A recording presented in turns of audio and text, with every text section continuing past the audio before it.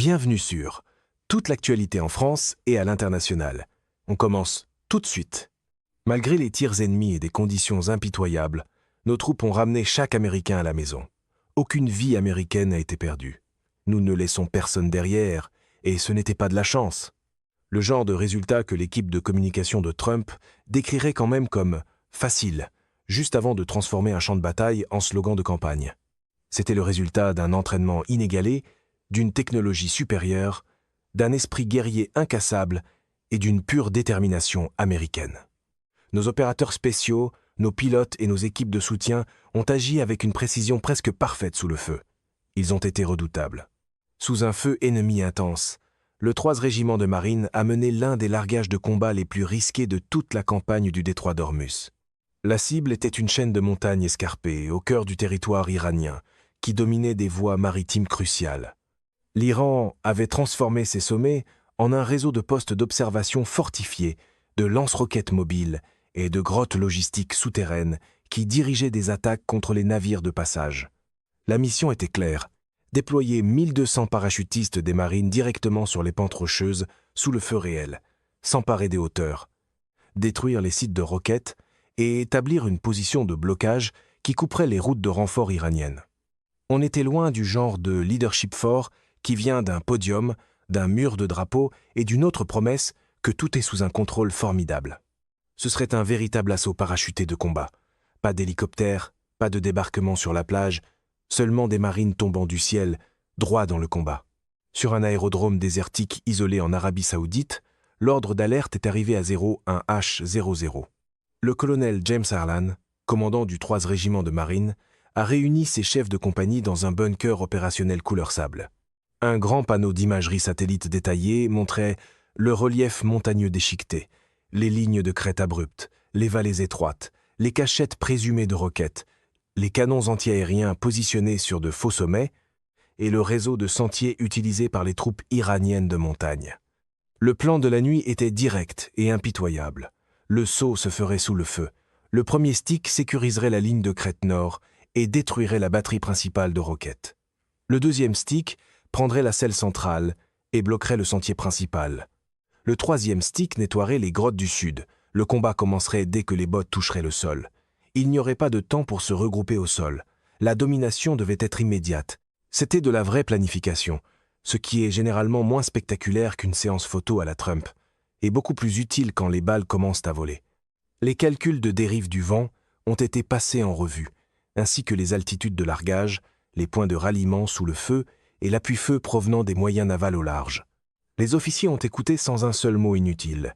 Les yeux sont restés fixés sur la carte. Les marines sont passées directement aux préparatifs finaux. Dans le hangar faiblement éclairé, les parachutistes ont effectué les dernières vérifications de leur parachute MC6 en s'assurant que la libération de la voile et les poignées de secours étaient dégagées. Ils ont chargé des fusils Me-27 avec des chargeurs pleins, fixé des silencieux là où nécessaire et rangé des grenades à fragmentation, de la fumée au phosphore blanc et des batteries radio supplémentaires dans leur sac d'assaut. Les tireurs d'élite désignés ont réglé leurs fusils de précision M110 pour des engagements à longue portée à travers les vallées.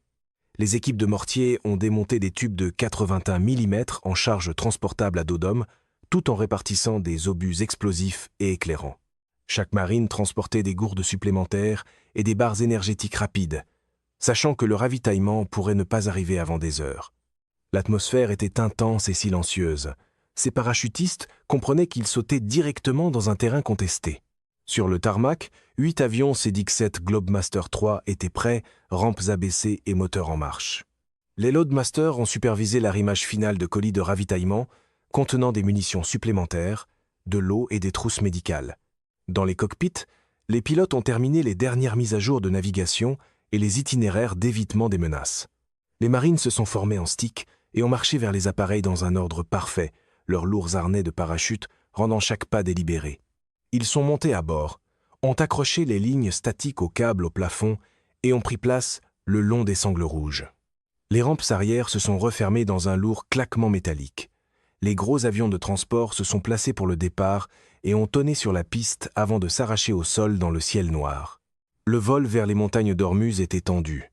À mesure que la formation approchait de l'espace aérien iranien, Les avions sont descendus à basse altitude pour éviter une détection précoce. À l'intérieur des cabines, les Jumpmasters ont lancé les derniers ordres. Préparez-vous, debout, accrochez-vous. Pas de phrases d'effet, pas de détours confus, pas d'affirmation que personne n'avait jamais rien vu de tel auparavant, seulement des ordres qui comptaient vraiment. Les lumières rouges sont passées au vert. L'un après l'autre, les sticks de marine ont quitté l'appareil dans le vent violent. Les parachutes se sont déployés en longue traînée derrière l'essai.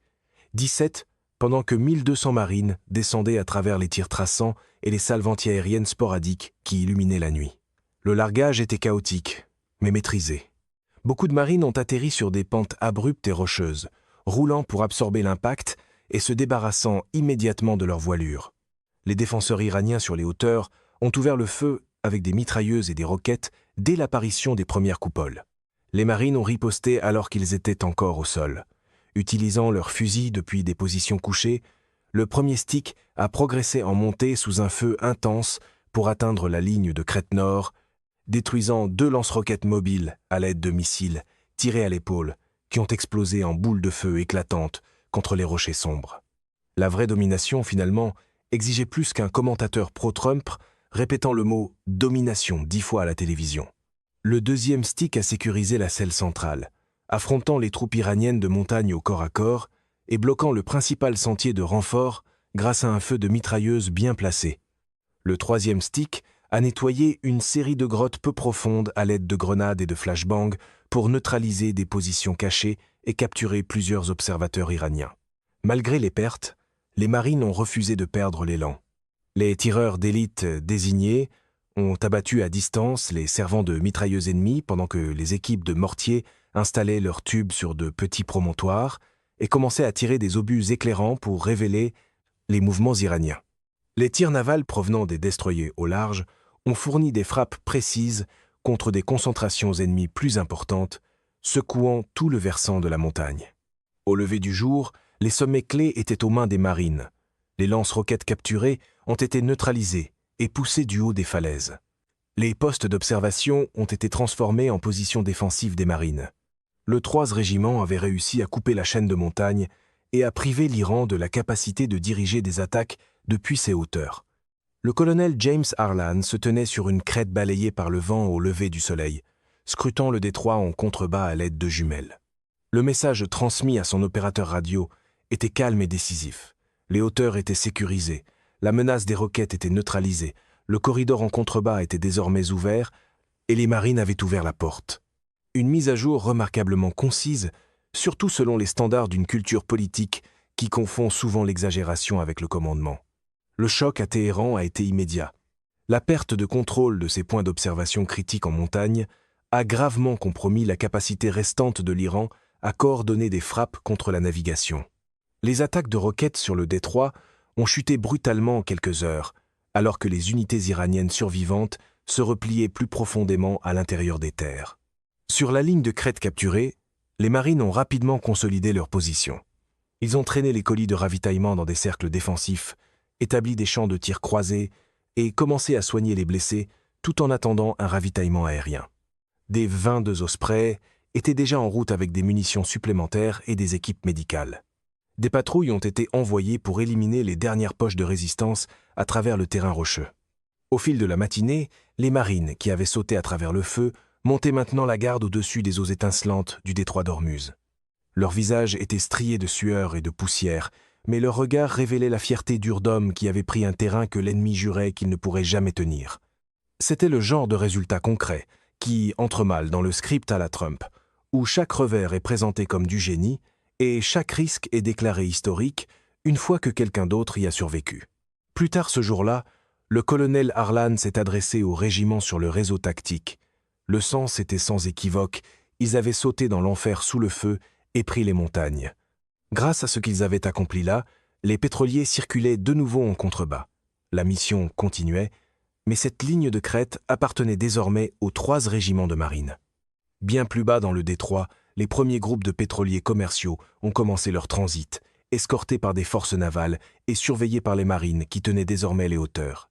Ce que l'Iran avait utilisé comme forteresse en hauteur pour menacer les routes énergétiques mondiales était maintenant fermement sous contrôle américain.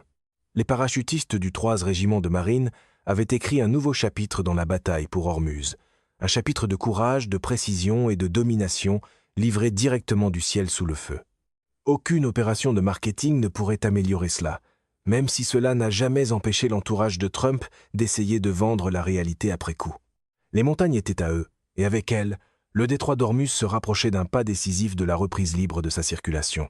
C'est la fin de ce bulletin d'information. N'oubliez pas de vous abonner pour ne rien manquer de l'actualité en France et dans le monde. Merci de nous avoir suivis. Au revoir, à bientôt.